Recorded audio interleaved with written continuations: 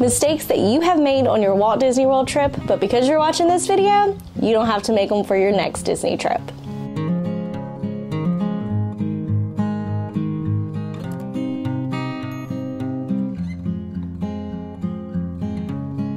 It is such a beautiful day here in Virginia, fall day, and I had to share it with you guys. Brought my camera out here on my porch instead of in my office, so I had to come out here and film this video.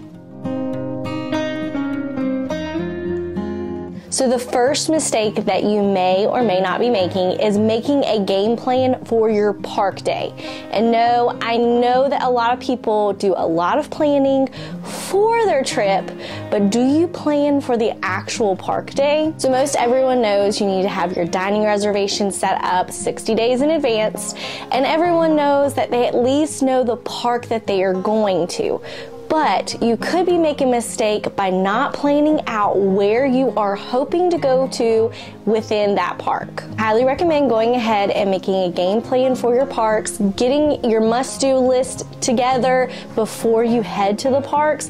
That way you kind of know what you are wanting to do while you're at the parks. If you are planning to purchase multi-pass or single pass, you honestly have a game plan set. Even if you haven't even thought of this, you have a game plan kind of set in already. You know that at this point in time, say at 9 o'clock, you're going to be going to ride Tron. You have a set time that you are going to be in Tomorrowland, so you already have a start for your day. So even if you are purchasing multi-pass or single pass, your reservation time may or may not be super early. Just depends on the reservation times that you get. But I do recommend going ahead and having a set game plan. That way you kind of have an idea of where you are going. Say Tomorrowland is where you want to start. I will say that Tomorrowland and Fantasyland are the only two lands that do open for early entry. Early entry is 30 minutes early for on-property guests who are staying at Walt Disney World resorts. So I will say for early entry, if you are on-property guests, take advantage of it. Enjoy that early entry. At Magic Kingdom though, Tomorrowland and Fantasyland are the only lands that are open.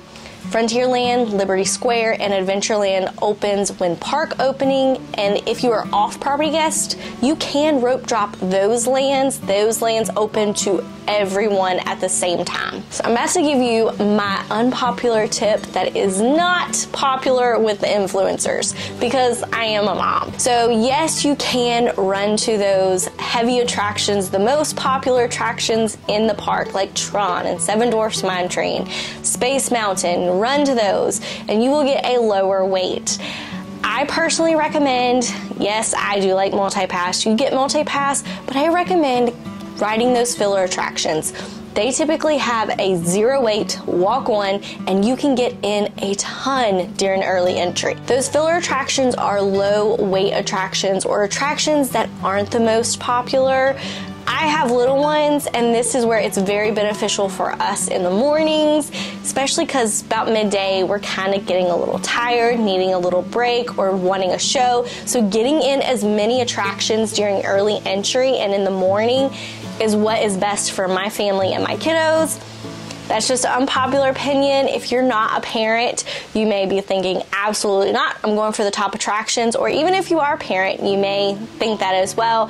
But personally for me and my little ones, it's best if we can go ahead and get those filler attractions in super early with low waits. So another tip I wanted to share with you guys for making a game plan is if you are planning to meet characters within the park, go ahead and kind of have a list of characters that you are wanting to meet, know where they are located at, and know their times, because characters are not all out all the time and at the same times. So go ahead and check the My Disney Experience app and you can see where you can find characters and you can see their wait times and the times that they do come out. Also at this time, October 2024, characters are not on MultiPass. They were on Genie Plus, and I'm hoping that they come back to MultiPass.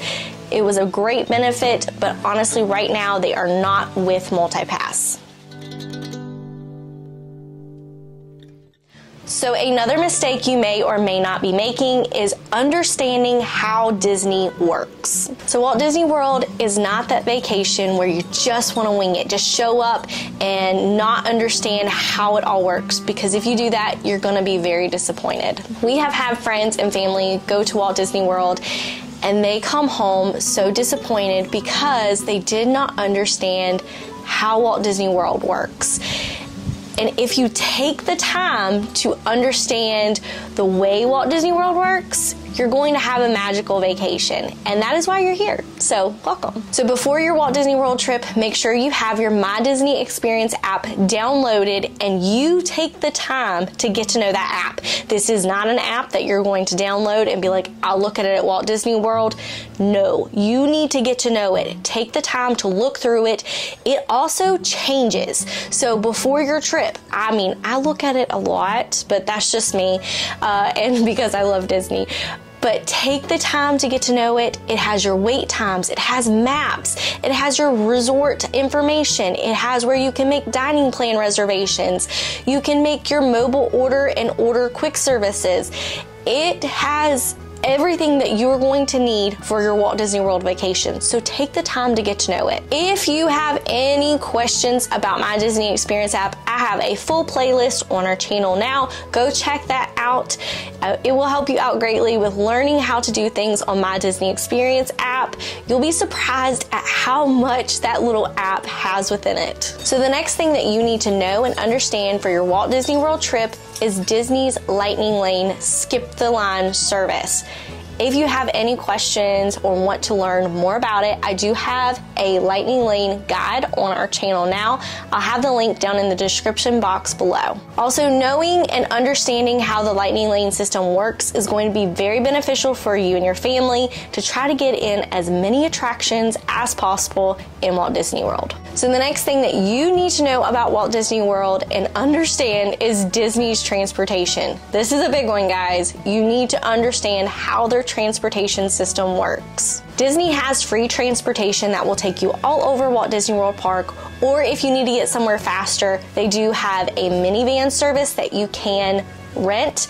It's kind of like a Uber, but they do have a Disney free transportation to get you all over Walt Disney World parks. Something you need to know is that the Disney transportation will not take you everywhere on Disney property unless you take the Disney buses. So for example, the monorail cannot take you everywhere in Disney World. The Skyliner cannot take you everywhere in Walt Disney World. Only the buses will take you everywhere. The boats can't take you everywhere. If you have any questions about Disney transportation, I also have a video on the channel now if you'd like to check that out.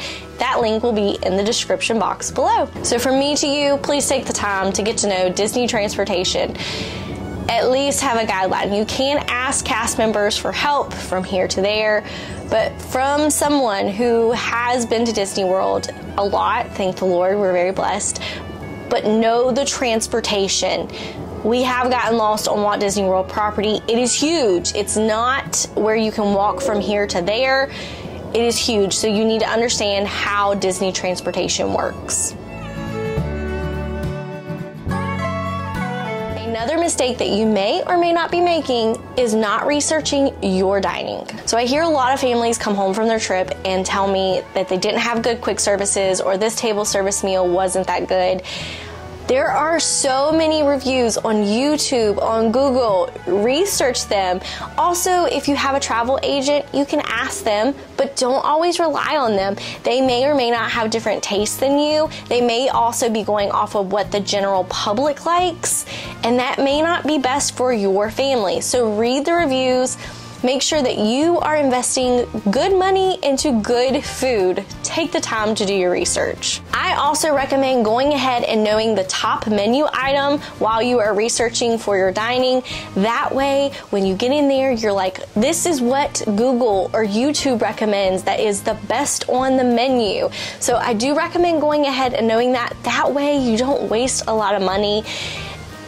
You're at Disney World, you're spending a lot of money as it is, you want good food, so go ahead, do your research, look at those top menu items before you even get there. Another thing is not all character dining meals are created equal, as well as that character interaction. We've had amazing food and great character interaction, but we've also had the worst character interaction and the worst food. I will say make sure to do that research, but our top favorites are Topolino's Terrace, Garden Grill, Hollywood and Vine, Artist Point, and 1900 Park Fair, and Akershus. Another mistake you may or may not be making is not taking in Disney's atmosphere. Disney is Disney for a reason. Take the time to enjoy the atmosphere. Take the time to take in the theming. It is amazing what you can do and see if you just stop for a moment and just look around. Look at the ceilings, look at the floors, just look all around. They have themed it to perfection for reasons. So take the time to just enjoy it. When we're waiting in lines, take it in. Look around. When you're walking around the parks, look all around. Look up at the ceilings, look down at the ground. We love Storybook Circus because there's like animal footprints all around. You go to Galaxy's Edge, there's the Star Wars things in the ground. Sorry if you're a Star Wars fan. I'm sorry, I just butchered that for you. I apologize. You go to Toy Story Land, there's Andy's footprints. Take the time just to enjoy it and look around. When you are waiting in line for attractions, typically you can enjoy just looking around and enjoying the scenery while you are waiting, and it kind of helps with the waiting time, and so you don't feel like you've waited so long. That is honestly one of my favorite things about Disney, is taking it all in, and every time I go, I always see something I hadn't seen before, and it's just amazing to me. I absolutely love it. If you've been on the channel long enough and you've watched my Disney details, that's what I love. I love learning and looking at new things that Disney does. It's just amazing. And Disney Imagineering, they're just awesome. They're just awesome. The next mistake you may or may not be making is getting your steps in before your vacation. So take the time before your Walt Disney World vacation to get your steps in. Get walking, get running. Getting your body used to walking however many steps. We typically do 20,000 to 25,000 a day if we are pushing it. I know that you can rest and go as little as you want. It's all on you and if you want to push yourself, but we personally, we are like, we're at Disney, we're trying to get our money's worth, and we're going for it. And honestly, if I have worked out, got my steps in, if I have done those things, I don't feel as terrible during my vacation. It's also helpful to mentally and physically prepare your body for this amount of walking. This is not laying on the beach. This is, it's working out daily. And honestly, eating those snacks with it, you know, it's definitely worth it, definitely worth it. But you know, I have to say, you have to mentally and physically prepare. It's important. You're going to enjoy your vacation a lot more. Another tip from me to you is break in your shoes before your trip. Do not take brand new pairs of shoes with you to Walt Disney World. You are going to get blisters. You're going to get sore from them. Break in your shoes, take the time to do that so that you are not miserable on your trip. I will say, if you do get blisters on your feet, go ahead before your trip and purchase Moleskine. I personally like the pre-cut, and we go to Disney a lot. We do get blisters almost every trip with all that walking. I love Moleskine. It helps. I like it a lot better than Band-Aids. They just work a little bit better. So get you some of those off Amazon. Another tip from me to you about shoes is take 2 pair of sneakers, tennis shoes, whatever you call them, running shoes. Take 2 pair.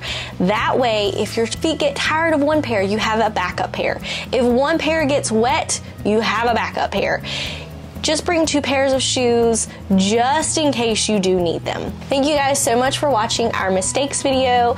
We have made plenty of Walt Disney World mistakes, and you guys are here to learn from our mistakes and not make them for your Walt Disney World vacations. If you have enjoyed this video, we would love for you to like and subscribe. If you haven't subscribed already and joined our community, we would love for you to join. We hope you guys are having a blessed day. We'll see you real soon.